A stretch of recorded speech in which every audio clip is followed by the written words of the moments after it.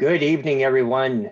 Welcome to tonight's session with the Niagara Peninsula branch and our speaker, Jeanette, who will be sharing a little bit about New York State vital records. So I would just encourage you to sit back and relax and enjoy the talk. But before we get started, I'm just going to take a few minutes and walk through. And maybe you haven't had a chance to go to our website. I'm going to share a few things. And then at the end, I'm also going to share what we're up to in different things at our Lock 7 Viewing Center. So again, thank you very much for joining me. I'd also like to thank the council members of the Niagara branch. Some are on tonight and some are not, but I just want to recognize those volunteers that work each month to bring you resources and different things that assist in your research. So currently on your screen, you can see the website of Ontario Ancestors, the Niagara Peninsula branch. And as we go through, I just want to share about our events page, our new events page that you will find under the education sessions. And it has tonight's event, educational event, and then all the other ones that we have planned for 2021. Now some research stuff. Our branch takes a lot of pride in indexes. It's important, and we've made them public searchable, and you can search them for your ancestors in the old counties of Lincoln and Welland, and you can find them under our research tab on the website.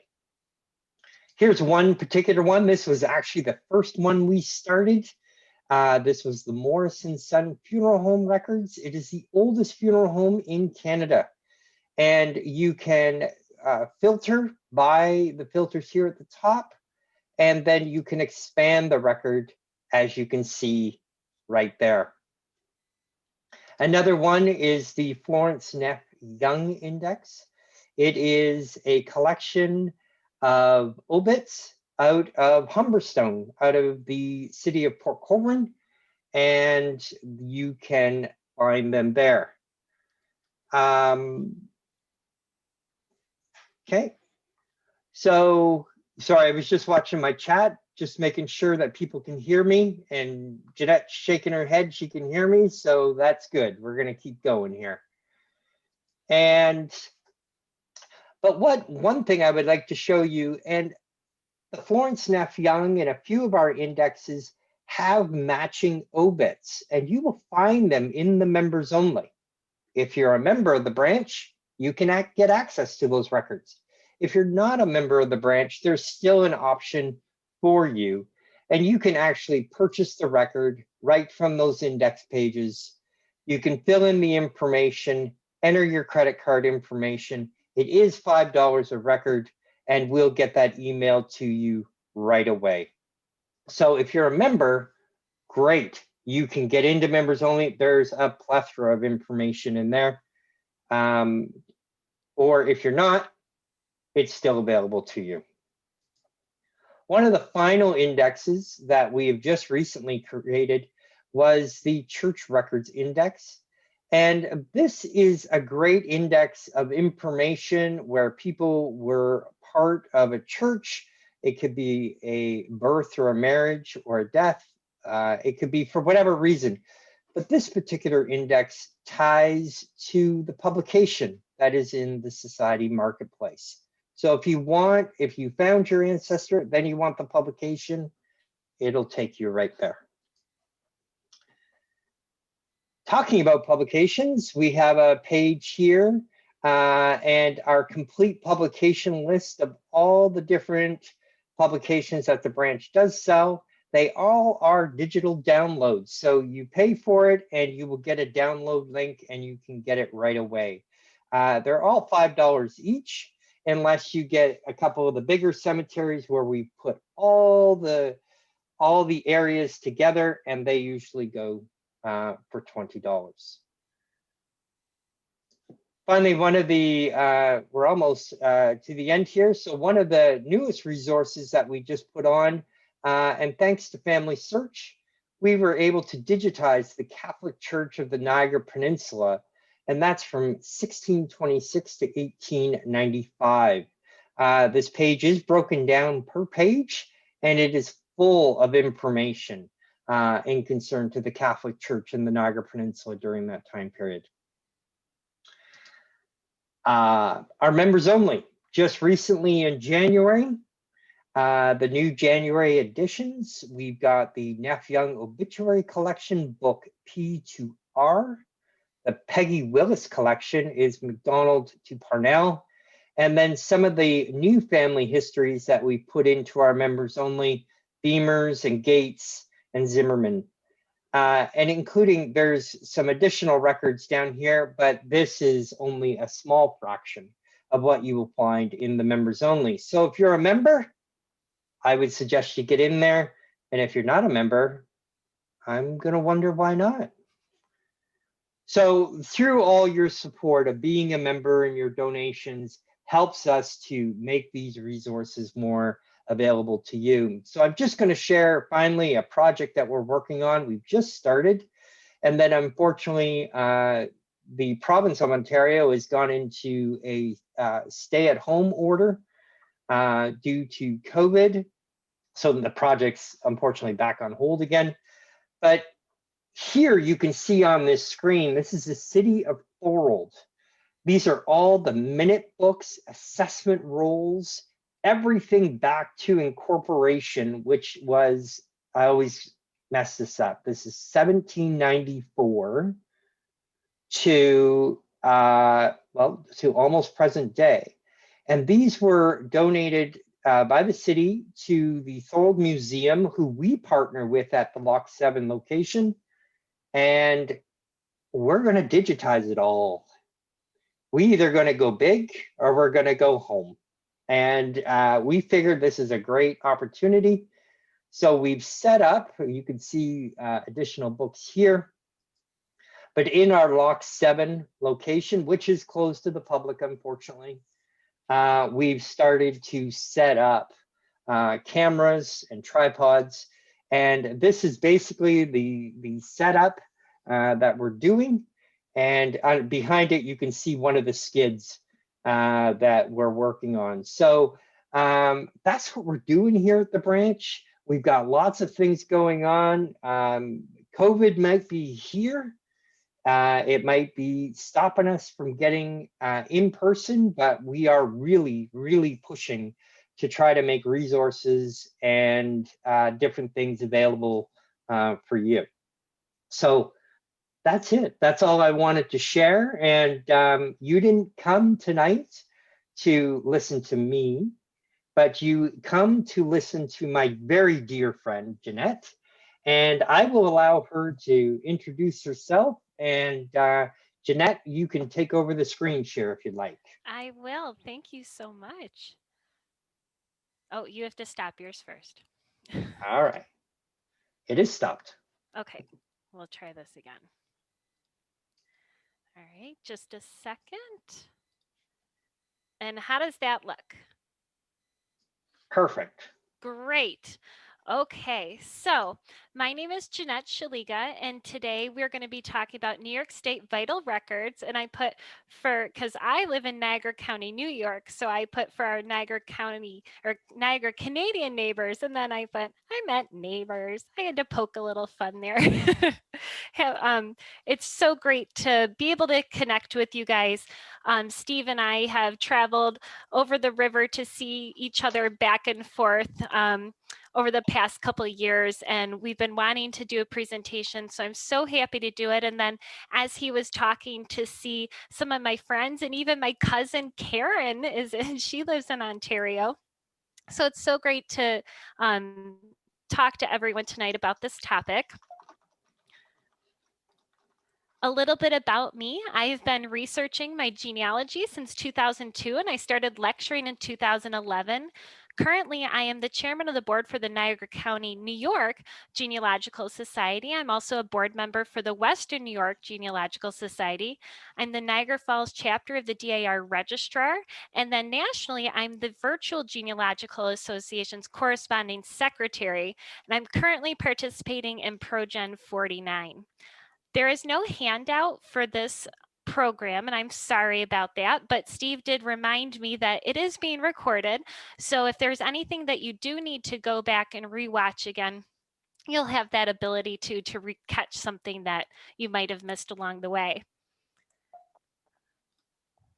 So in our presentation tonight, we're going to go over a brief history of vital records in New York State, how the New York State government is set up, examples of vital records, the indexes, ordering copies of records, online records, and where you can find some other resources. We're not going to be focusing on New York City. They kind of have their own set of rules, and so that would be a whole other presentation. We're just going to focus on New York State in this presentation. So let's start with our brief history of New York State vital records. So here's a map of the United States showing when each state became a state. And the settlements first began on the East Coast and started heading towards the west. So starting on the right and then heading over to the left. You can see all the dark blue ones were the first states that became a state, which includes New York. New York was the 11th state to declare statehood, and a few days after declaring independence from Britain in 1776. The state had colonies living there prior to statehood, and there are some vital records that were kept early on, but after the Revolutionary War ended in 1783, there wasn't an attempt by the government, whether it be the state or the towns, to really record vital record events until 1847. In 1847, a law titled An Act Providing for the Registry of Births, Marriages, and Deaths was passed. It required doctors, midwives, and clergymen to report births, marriages, and deaths to the local school districts. They were also supposed to provide duplicates to municipalities and to the Secretary of State. And the law was widely objected at the time because it was very complex and difficult to execute.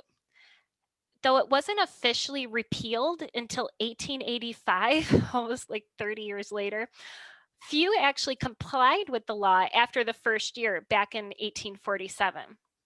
So unfortunately, there's no one place to look for your ancestors that might have had a vital record recording during this time.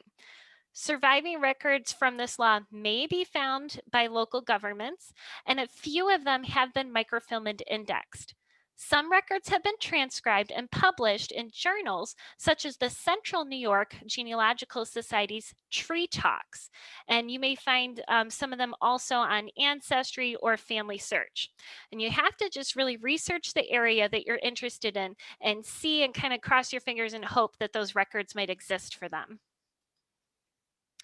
After the 1847 failed attempt happened to have those vital events registered, some local municipalities started keeping records of vital events all by themselves.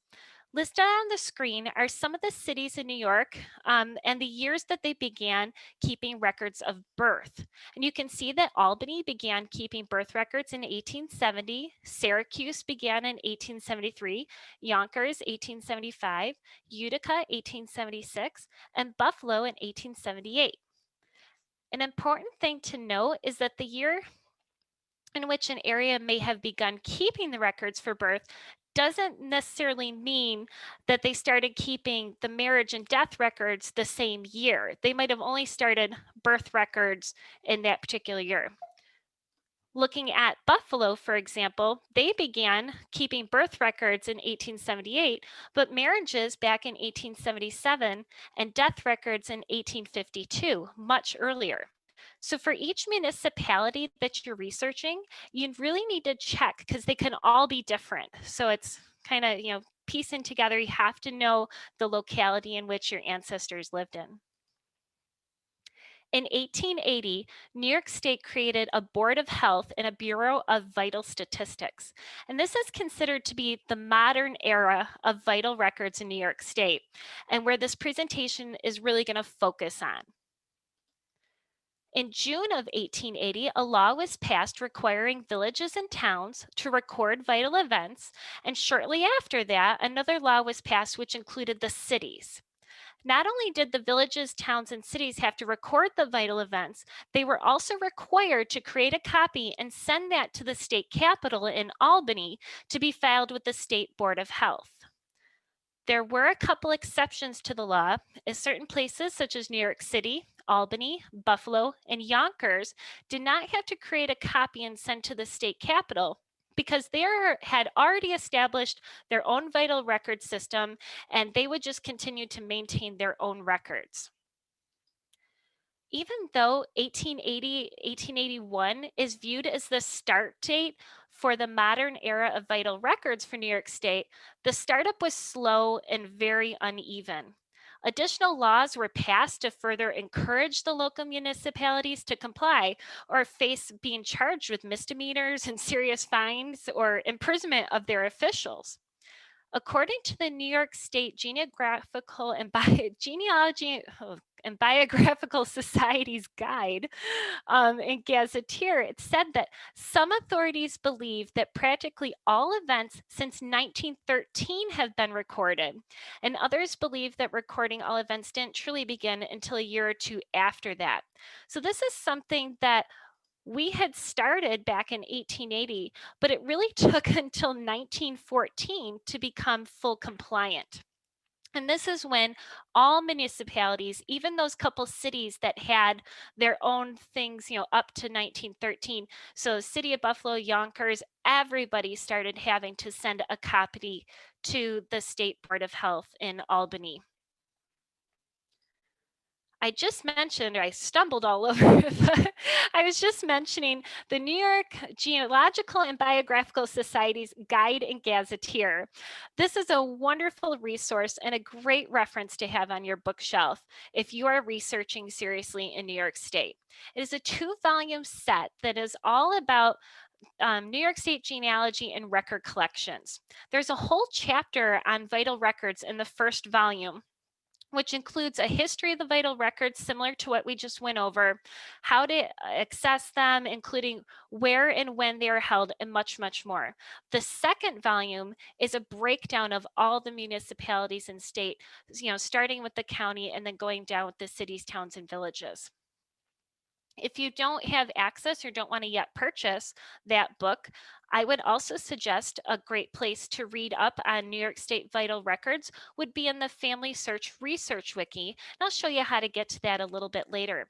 There is a page in the Research Wiki just called New York Vital Records, and you can check that out and read more about the history and how to access these records. So let's go over a little bit how the New York State government is set up. So you can see here's where New York State is within the country. And within the state, there are 62 counties or divisions of the state. So we start with the state, and within that we have 62 counties. And within those counties, we will find individual governments for cities, towns, and villages. And just as a quick side note about towns, in other areas of the United States, towns are often referred to as townships. But for some reason in New England states, New York, and Wisconsin, we just call them towns instead of townships. So I just wanted to point that out. So back to our municipality breakdown. You might hear or be familiar with other names of places such as boroughs, hamlets, or census designated places. Boroughs are administrative divisions for New York City, and we're not focusing on New York City today, so we're not going to worry about those. Hamlets and census designated places do not have a municipal government. Therefore, they're not going to hold any records. You can think of a hamlet as a community that often corresponds with the same name as a local school district or a post office. And a census designated place is a population defined by the Census Bureau for statistical purposes. So we're not going to focus on boroughs, hamlets, or census designated places today. We're just going to focus on the state, the counties, and then within the counties, the cities, towns, villages. And we learned in the brief history a few minutes ago, in the modern area of all record keeping, all of the cities, towns, and villages were required to keep a record of the vital events and send a copy to the state capitol in New York, in Albany. So for some reason, if the local municipality had some sort of disaster, such as a flood or a fire where they might have kept their records, in theory, a copy should be also held in Albany, and that would save the day if one was destroyed. There are a few instances in New York State where the counties have taken over all or a portion of the vital record keeping for the cities, towns, and villages within their county. Those exceptions are 4 counties, which is Chemung County, Monroe County, Onondaga, and Tompkins. So if you need to request a vital record from one of those areas, check to see if they hold all or just a portion of the vital records.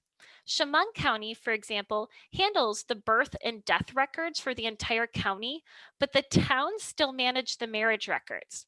So you just kind of have to look around and see, what municipality within, holds those records.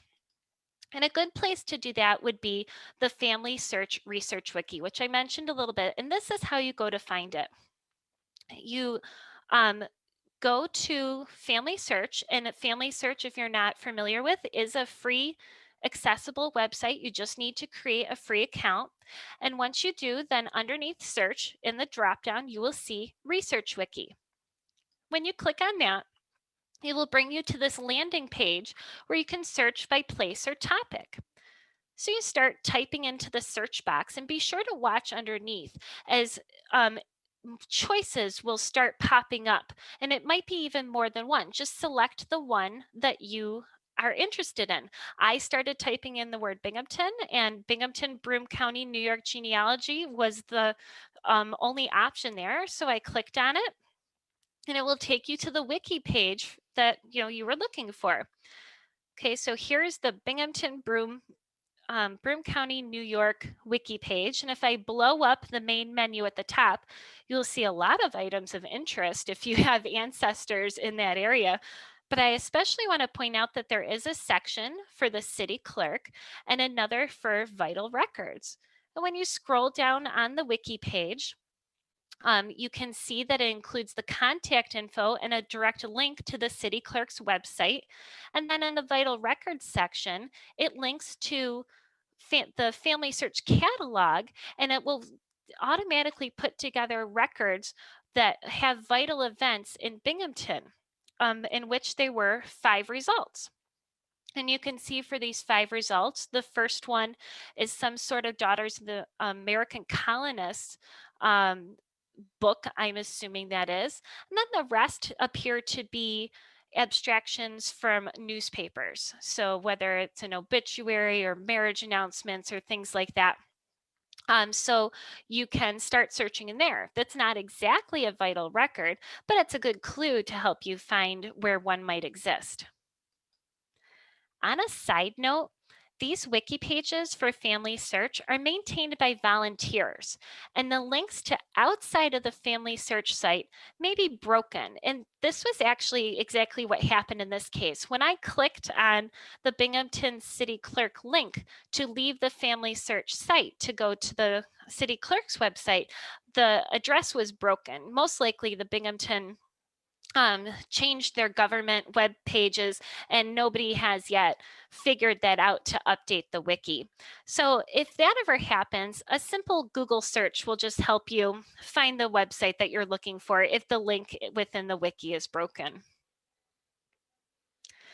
So now that we've learned a little bit about the history and how the government is divided for New York State, let's take a look at some examples of the actual vital records. And every municipality had their own forms or ways that they kept their vital records. Unfortunately, there's no universal form that was used across the state. So you're going to see some variations. For example, a basic birth certificate such as this only includes the name of the baby, in this case, Ruth Jean Parkin, the date of birth, March 11th, 1928, the parents' names, including the mother's maiden name, always a genealogical favorite. In this case, that was Albert Edward Parkin and Margaret Genevieve Hetzel, and the date it was recorded, which was March 15th, 1928. And I believe this type of form might be referred to as like a short form certificate. Another example of a birth certificate was recorded in the same city. These are both from Buffalo, but this was 25 years earlier. I want to show you the differences in the sections here. If I turn the document by rotating it on its side, we can see at the top that it says that the name of the child was Baby Whitaker, and then it had the name and the address of the person making the report, most likely some sort of medical person that helped the baby be born. Then the date of the birth, which was June 17th, 1903. It's a little hard to see that in this microfilm copy. If I rotate the document back to the other way, you can see across the top, it says again, Baby Whitaker, that she was female, white, and that she was born June 17th of 03.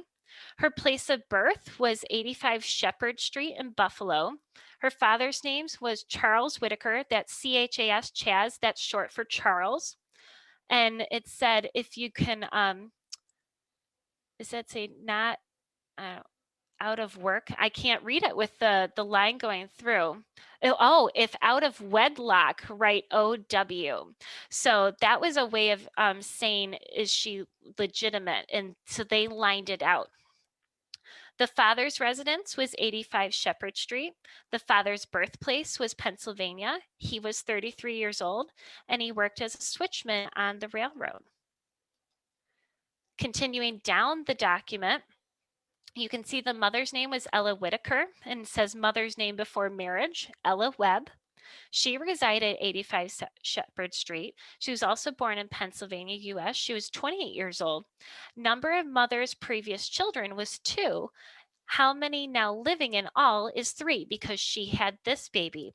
And for genealogical purposes, I love when documents ask these type of questions, just as it did for New York State in the 1910 and I think it's 1900 and 1910.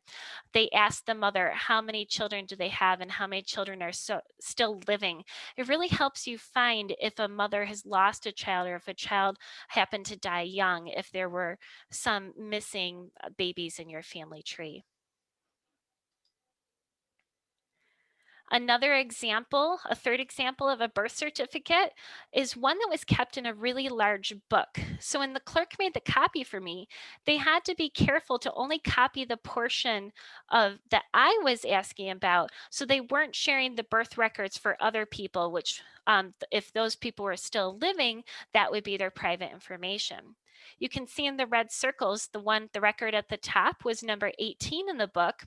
And now, even though they made a mistake and drew over it, the red circle at the bottom is 19. The information is mostly the same as the previous example, but with a few additional details. In this case, they didn't say out of wedlock, but they asked right on the form, was this child legitimate? And then they also asked the color or race of the parents, whereas in the other form, it was the color and race of the baby. So just slight little differences. Something else that you might come across is a record called a delayed birth certificate. One of these would have been filed if perhaps when a person was born, it wasn't required that they fill out a birth certificate, but then they needed one later in life. Maybe it was required that you have a birth certificate to get a passport or something like that. And if we look more detail at this type of certificate, across the top, you will see the place of birth, the name, and the Inez Florence Whitaker, her sex, and her date of birth. In the middle section are the names of the parents, which are Charles Whitaker and Ella Mae Webb. And then underneath that, you can see an affidavit swearing that the person that's filling out this affidavit, that the facts stated on the document were true to the best of their knowledge. And in this case, Ella herself, the mother, is giving the information about her daughter's birth. So this was definitely somebody that would be aware of the date of birth, the date that she gave birth to her own daughter, and a very good primary informant of the information. At the bottom of the form, it lists supporting evidence for the date of birth. In this case, a New York State census from 1915 was used, along with a lodge record, a marriage record, and a child's birth record.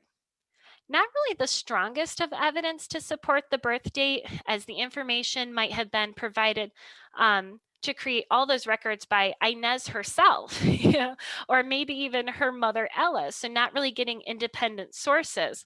But apparently it was good enough at that time for the state. They probably weren't, abiding by the genealogical proof standard.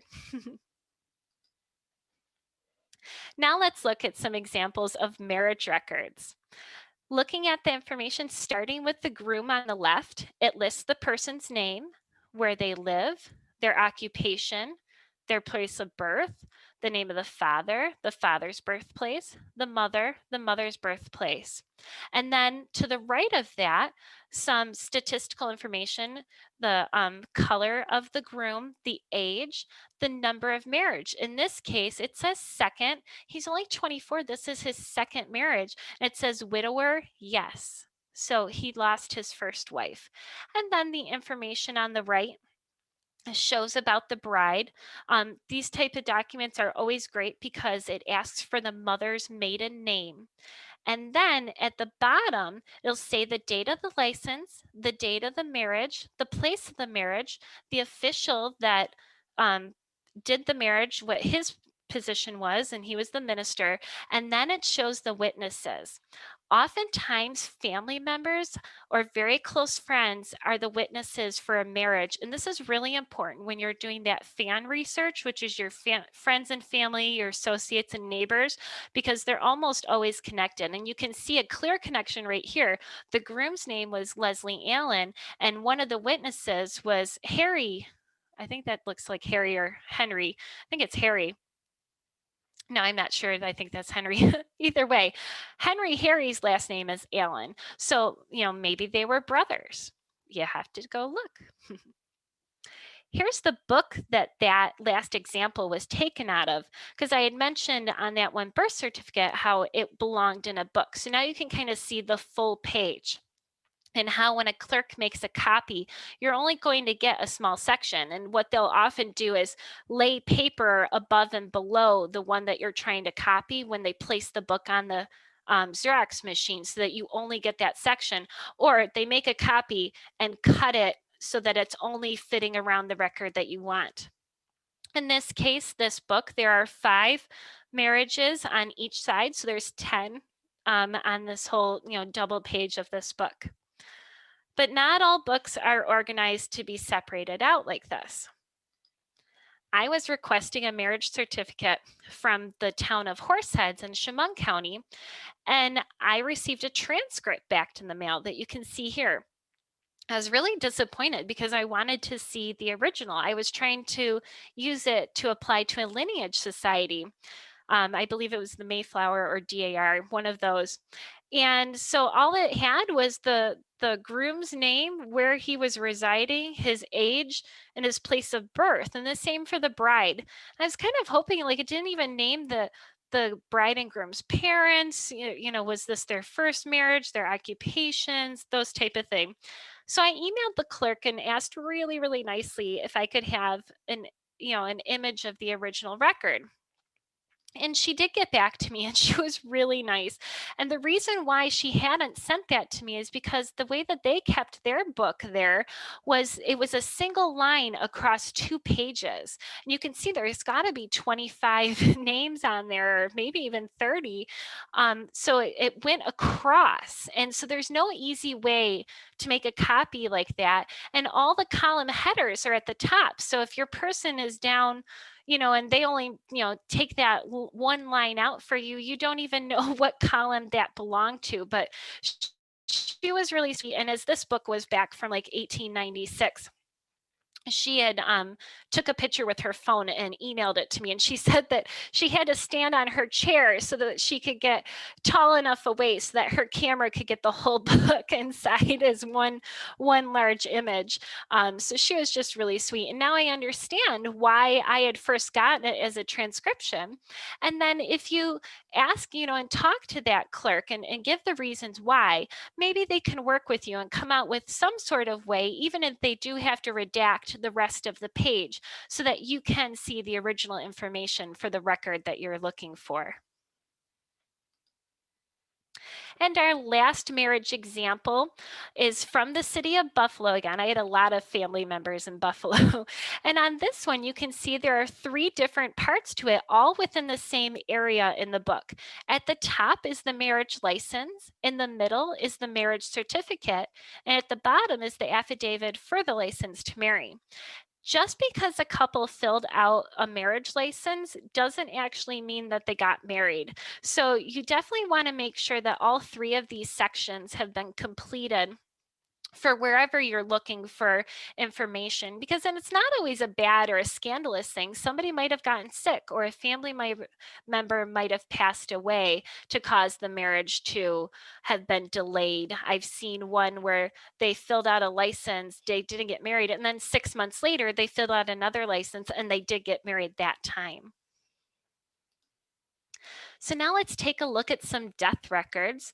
At the top of a death record, you can see that it says where the death occurred, the name of the person and their residence, and then how many, the length that they had lived in the residence where they were at. On the left-hand side, this is the genealogy part that we're all very interested in, the personal and statistical particulars. And this, it'll say, name of the spouse, the date that they were born, how old they were, their occupation, where they were born, and then particularly the name of the father, the birthplace of the father, the name of the mother, the birthplace of the mother. And then it says, the above is true to the best of my knowledge. This is key, because if it's being filled out by a hospital employee, they're not going to know, the name of the person's parents, per se. And in this case, the form does ask for the maiden name of the mother, and it doesn't give her maiden name, it gives her married name. So you always have to look and be very cautious to see who's giving that information to determine whether or not you think that they're credible to know that information. In this case, the person that was filling it out was actually the name of the undertaker, the funeral home owner. So that's maybe why he doesn't have all the information that he could have, or whoever was informing him, maybe they didn't know either. On the right-hand side of the death certificate is the medical information. What caused the person to die, when they died, were there any contributing factors, was an autopsy performed, and then the name of the doctor that completed that portion of the certificate. And then at the bottom is the information about where the person was born, or where the person was buried, the cemetery, when they were interred, things like that, the burial permit that they had to get to transfer the body. Many of the death certificates that I've come across in New York State look very similar or have very similar information on them.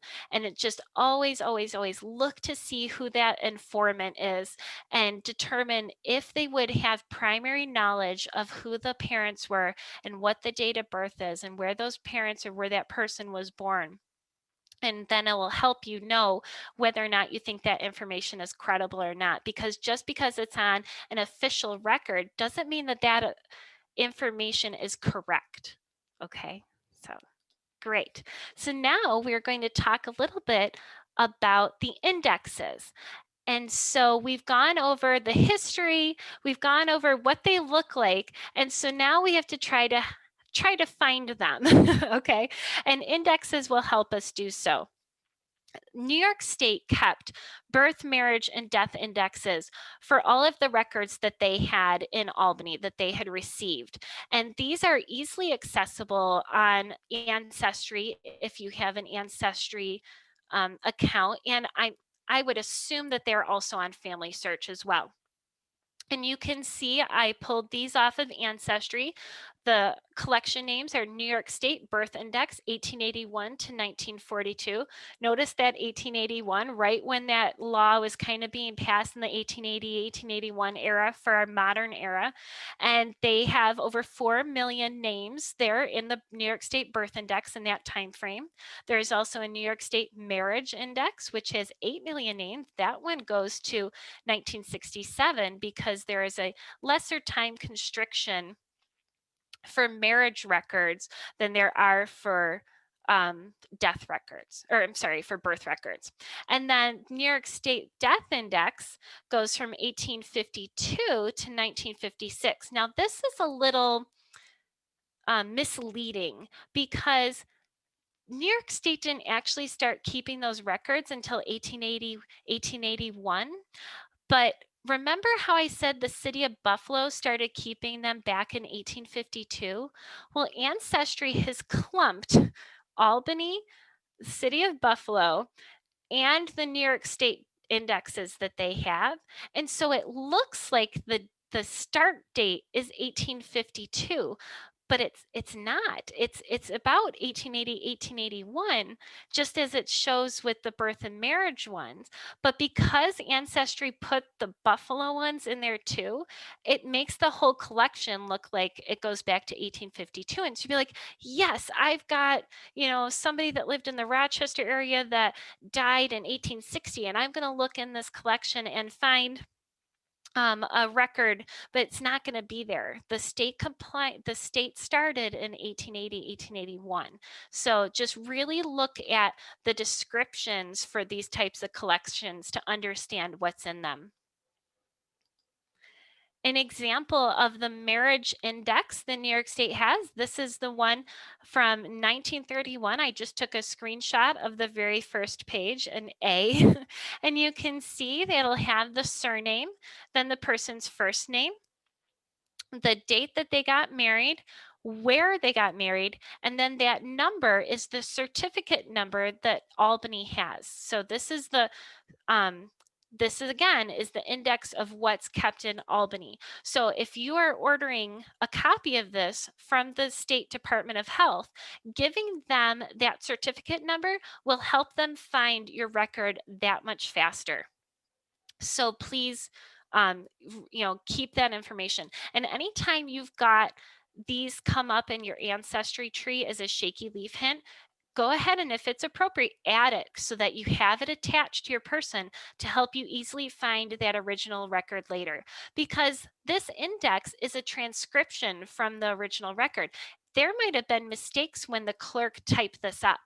Okay, so you want to, you definitely want to always go find the original document. As we talked about, cities that were in charge of their own vital records may have also kept indexes, and this is the one that's throwing off those death years. This is the City of Buffalo death index, and you can see that it goes across a couple pages, and it has information and this where it has the person's name, their surname, how old they were, their sex, their father's name, their mother's name, their place of death, and then the date of death. And I did not cut this off when I put it on the slide. Unfortunately, when these records were microfilmed, all of the the years, the side inch of the date had been cut off. And so Reclaim the Records, when they got these, it was all like just big face palm, like, why wasn't this taken better? So you can sometimes find, if you page left and right on it, a year, and then start to kind of follow the months, and you can narrow it down to within a couple years as to when that death occurred. So let's talk a little bit about ordering some copies of these records. We know when the person died, we found them on an index, we're excited, we want to find the original. It is always, always better to obtain the original document from the local repository rather than the state. So if you know that the person died, wherever they died, go to that place. Don't go to Albany. And I'll explain why in a minute. You want to go to the local repository. It's going to be cheaper, most likely, if not the same price. You are going to get it so much faster. Nearly all of the municipalities that I've ever tried to find have contact information on their website for their city, town, or village clerk. Here's the town of Lockport here in Niagara County's site, and you can see right on the town clerk's site there are 2 bullet points there. The application for the genealogical services is a PDF, and instructions for genealogical services. And when you click on those, it brings up those instructions, and it will explain exactly what to do, when they started keeping their records in their municipality, how much it costs, who to make the check out to, all of the information that you might need is right there. And then the application, you fill out what it is you want. You say why you're asking for it, and you can just say for genealogical purposes. What is your relationship? Even if you are the third great granddaughter or third great nephew or whatever it is, you just put, be honest, put your relationship. In what capacity are you acting? I always say just in genealogy. I don't get too specific. They get these all the time. And you sign it, give your information, and then you get it a little bit later. Just as a side note, some places request a form of ID to be included, but they don't always share that information with you in the directions. I've had a couple of my requests returned to me because I didn't include my license, like a copy of my license with my request. So I've gotten to the point where even if their directions on their site don't say to include it, I make a copy of my license on a piece of paper, and then I just include it with my request. That way I can try to prevent any delays that might happen in this process, because usually when I find and I know a place has a record, I want it like yesterday, and so I don't want any little bump in the road to add a couple days between me and getting that death certificate. So let's do a mini case study. I had talked to you about a little bit about always wanting to order from the local municipality rather than the state, and this is why. So you've seen her in a couple examples. This is my second great grandmother, Ella Webb Whitaker, and for my application to join the General Society of Mayflower Descendants, I needed a copy of her death certificate. She died in 1962. So it has been more than 50 years. I can obtain that record. I had found her in Ancestry. She was listed in the death index that they had there.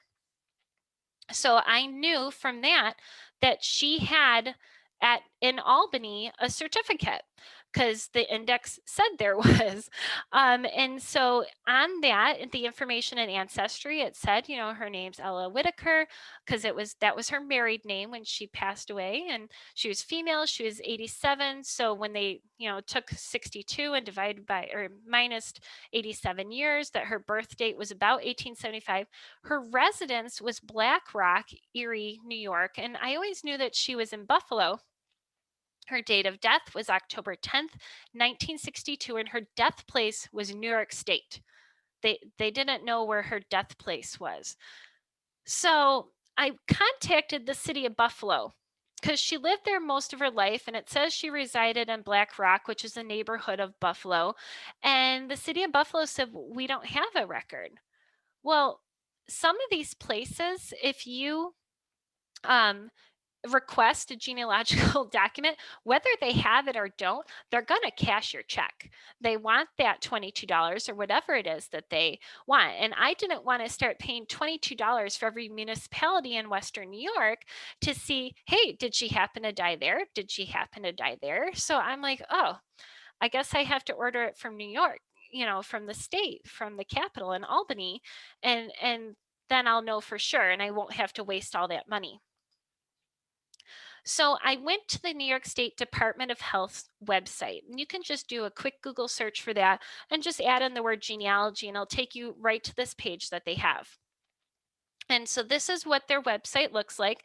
They have a whole web page just about genealogical records and resources. And you can see here, and I'm sorry that it's kind of small, for privacy reasons, birth certificates, and this is across the entire state, unless you are a direct descendant, they have to be on file for at least 75 years. And the person that you're requesting that birth certificate for, you have to prove that they are deceased. I can't just, if my neighbor passes away next door, I can't just go order a copy of their birth certificate because I'm curious about it. There are things in place to try to protect the residents. Death certificates need to be on file for at least 50 years, and marriage certificates also need to be on file for at least 50 years, and both of the spouses also have to be deceased in order to get it. And if they're not deceased, then ask one of them for a copy, and for them to help. If they have lost it, then they can order a copy of their own marriage certificate. On this page that the Department of Health includes are the fees, and many of the local municipalities across the state charge what the state charges. So they will also charge $22, but you can find some places that only charge $10, or in some places $1. That's the best. But so if you're not sure when a person has deceased, they can do searches and ranges for you. If it's right around here, you can just pay the $22 and they will search for a 1 to 3 year time period. If you're not sure, it's a little bit wider of a range, you can ask them to search for 4 to 10 years, but that's going to cost you $42. And you can see, if you're just really not sure when a person died and you want them to search between 81 to 90 years, it's going to cost you $202 per certificate. So hopefully try to narrow it down to save yourself some money. When you're requesting it from the state, you need to fill out this form. This is a great PDF form. You can type right on it, print it out. May I make a suggestion, though, is to also, if you are going to just type and print it out, print out a second one for your own records, or save that PDF to your computer so that you have it for evidence later. And so they have a section in this where it says state file number. That is where you put that index number, the Ancestry found you, or wherever you found that state index number. That really helps them find your document faster. So put everything that you can to completely fill out those questions, those forms that they have in that area, to help them find the document as fast as they can. But don't hold your breath. Because the Department of Health warns you right on their website, a genealogical request may take more than 8 months or longer to be filled. And so they suggest right there, just as I've been telling you, that you submit your request directly to the local registrar where the event occurred to save considerable time. The problem with me is I didn't know where Ella died. I had tried the city of Buffalo, but she wasn't there. She could have been shopping, in Tonawanda or Cheektowaga. I didn't want to just start trying all over the place. So I ordered a copy of her death certificate back in May of 2019 for my Mayflower application. This was really important to me because I wanted to join the Mayflower Society as soon as I could, because last year, 2020, was the 400th anniversary of the Pilgrims landing at Plymouth. And I was worried that if I didn't get this death certificate to prove my lineage, I was literally going to miss the boat if my loan application took too long to process. So I really wanted to get this death certificate of Ella in. On Facebook, there is a private group called New York State Genealogy that you can join. You just ask to join the group and then they will let you in. And one of the things that they talk about a lot within this group is how long the state has been taking to fulfill genealogical requests. And we are talking years. And so the group encouraged the people in there to start talking to their local representatives and advocate for them to figure out what's taking Albany so long and to try to speed up what's happening, to try to get our requests fulfilled faster. And I was really motivated because it had been, about 4 or 5 months since I had put in my request to get Ella's death certificate. So I did. I sent a letter to my local assemblyman, and the chief of staff got back to me. I shouldn't say I sent a letter, I sent an email. And the chief of staff got back to me, and we played phone tag a little bit. But he kind of explained, he's like, well, the Department of Health's priority is really keeping hospitals open and healthcare going, and genealogy is low on their priority list. He's like, but it is a concern. And he asked me to send him a copy of what I requested so he could follow up on my behalf. Now, this was back before coronavirus. This was in the fall of 2019. So he did. He sent this attached letter to Howard Zucker, who's the commissioner of the Department of Health, on my behalf as a constituent. And, now, as we've all seen in the governor's press briefings, if you guys happen to see any of that, well, you're in Canada, but Howard Zucker is there. He's one of the top people in our state government. And so I kind of felt like, wow, a letter was sent to Howard Zucker. I'm sure he didn't actually ever read my letter, but it made me feel good. So the timeline of what happened here is in May of 2019, I ordered these certificates, including Ella's death record. And then in September, I contacted my assemblyman. And November, nothing happened. Nobody responded to that letter that he sent on my behalf. And so I followed up with him, and he called someone and then called me back. And he said, they are aware that they have a backlog.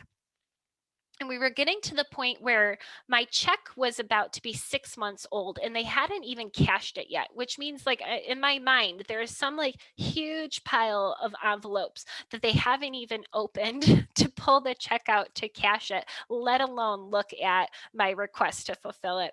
And so he said that they're aware that this is a big issue, and that they have a backup in place, that if they find out that they can't cash a check, you don't lose your place in line, but they'll mail you a letter and say, mail us a fresh check, and then we'll keep going with this process. It was just like, holy cow. They did happen to cash my check later that month. It was slightly over the 6 months, but it was cashed and it was fine.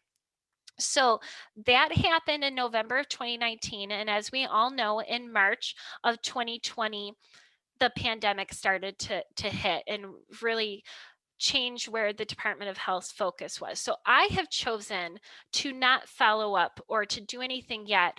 But here we are, January of 2021, and I am still waiting to receive my genealogical request. So as I was saying, it is so important to try the local municipality first. I didn't know where that was, so I was a little stuck. But if you know where it is, go to them first, because you will be waiting, as I said, years. And I can't blame them at this point for, there's a lot going on, and that's why I haven't followed up. That, and plus, I did find out where Ella passed away. So what I did was, I was like, there has to be a way around this. While I'm waiting for the state, I have to be able to figure out where she died. And I started, just kind of really scouring through all of my documents. I read her obituary, looked at her funeral card, I got her probate file, and nothing really said where she died. It just kind of said where she resided. And I started to think about who might else be around, because nobody in my immediate family could remember where she died. None of her children were living, but her granddaughter was. You can see at the bottom, there's Dorothy Alice Whitaker, Aunt Dot, and she has a daughter, Pat, and Pat's still living. So I called Aunt Pat, and she's like, oh gosh, now I'm asking her about something that happened in 1962. And Aunt Pat was like, in her 20s, she's like, I don't remember. I don't know. And then as we were talking, like, the fog started to lift, and she started like, wait, she's like, wait, I remember going to visit her. She had a stroke. And then it turns out that she was at the Erie County Home and Infirmary, and that is in Alden, New York. So super excited. I called them. Sure enough, they had it, and I drove there. I'm a school teacher. I drove there after school the next day and got it for $1. So rather than waiting 2 years or still waiting from Albany to receive my copy from the Department of Health, I was able to get this death certificate that I needed for my Mayflower application, and I was accepted. So that was super wonderful. So just if you take anything from this presentation, is go to the local municipality as much as you can before you try ordering from the state. So let's talk a little bit about online records. Rather than, do I have to really order something? Aren't they online? Unfortunately, New York State is just not one of those states that have published their certificates like Pennsylvania does, for example. The only one that I'm really certain of that they have some of records online is the New York County Marriages Collection, and this can be easily found at Family Search, and you can see that there are two dates. That one, that 1847 to 1848, remember when I said they passed that law and everyone hated it and nobody did it? So there's a couple in there from that. And then really the bulk of the collection is the 1908 to 1936 portion of it. And if you read the description at the top, it says name index of images of New York County marriage records. New York State began requiring marriage records for each county in 1908. Kind of. The collection includes the following counties, and they list all the counties in which they have. And it says the collection does not include New York City or its boroughs. And so you can see if the county that you're researching in is listed, try putting in your ancestor's name into the fields and see what happens. I just typed in the name Hasley. There were 444 results, and you can then click on the camera icon and it will take you right to the image document. And from that, you can use the tools in Family Search where you can zoom in the document, zoom out, and be sure always to click on and check the next page. Because if you remember what we were talking about, this is the affidavit for license to marry. Don't just leave after that. If you look at the next page, by going to image 35 out of 579, you can see that here is the rest of it, whereas there's the marriage license and the marriage certificate. So make sure that in Ancestry, they have these as well, the same collection, that you check different pages, and they might be scanned out of order. So use the search tools to really help you narrow down exactly where your family's documents could be within that file. Some other resources we can check out that aren't online, these won't necessarily give you the documents, but it'll help teach you where to get those documents. I mentioned that New York Genealogy and Biographical Society's Guide and Gazetteer. That one is my favorite book on my shelf that I use. Another one that I've used is this one that was published by New England Historical Genealogical Society. This is called New York State Towns, Villages, and Cities. It's a guide to genealogical sources.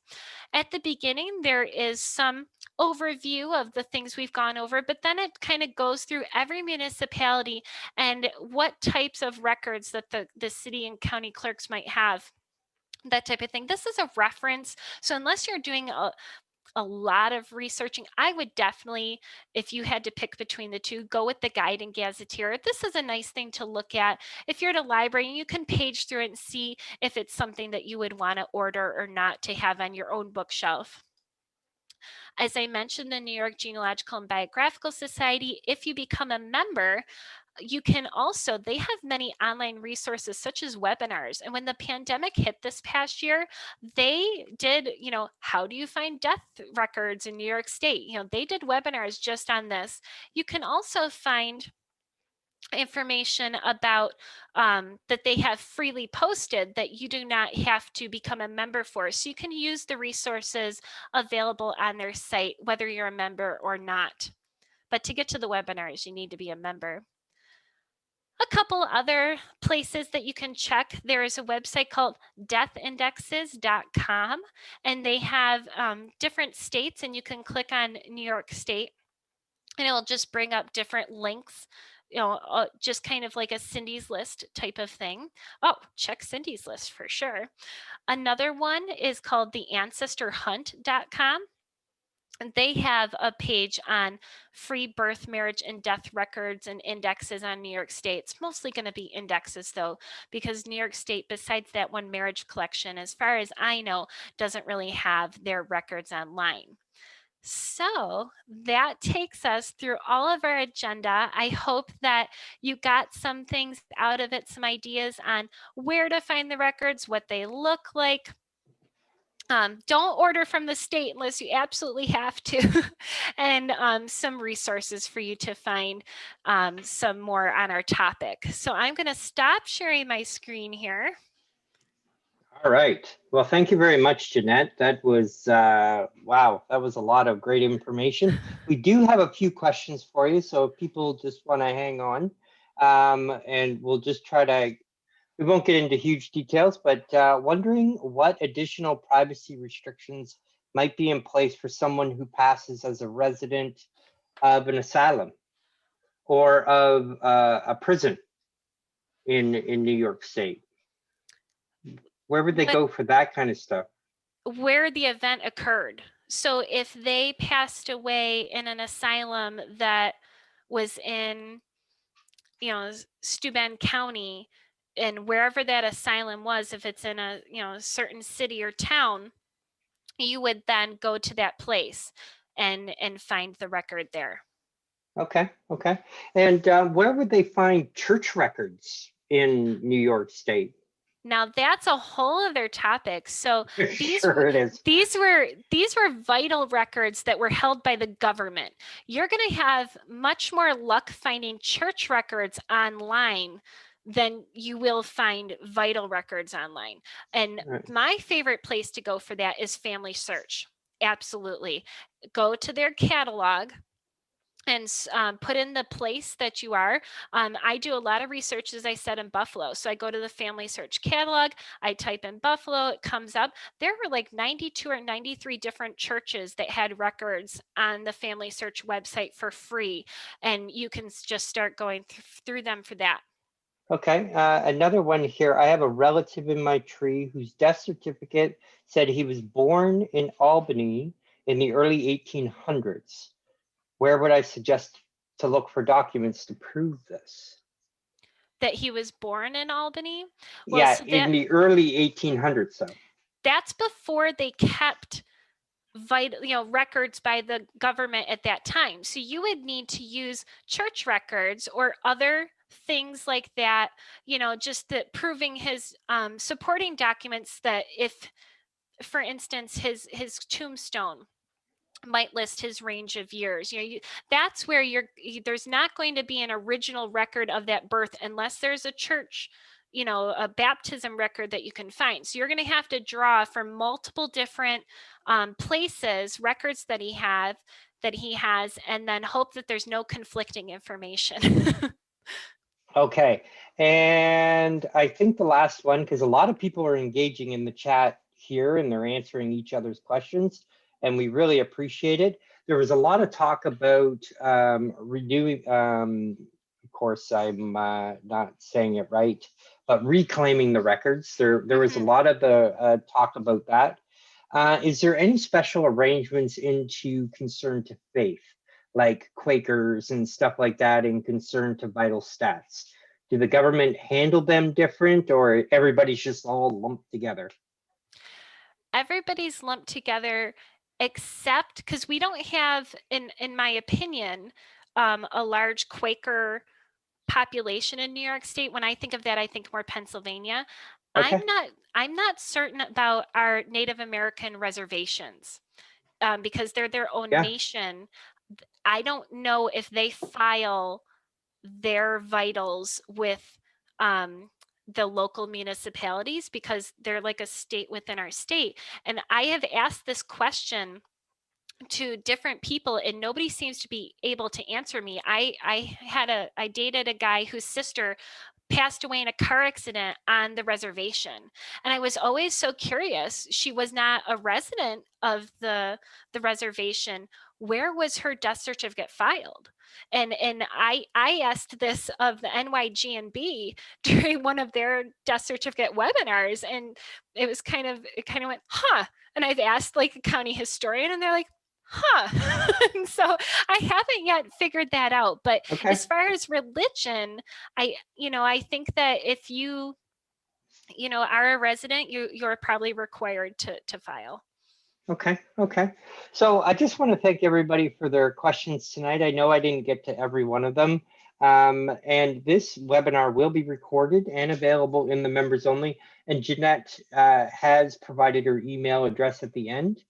I just wanted to share about next month's webinar. It's about, well, it's Black History Month, and it's important that we do that. And we have a local speaker, Rochelle, who will be talking about African-American freedom seekers and their Niagara descendants, as St. Catharines in the Niagara region was a large hub in the Underground Railroad. So until then, thank you so much for coming, and we appreciate everything that you do, and we hope that we can continue to serve you all in the future. So have a great night. Thank you.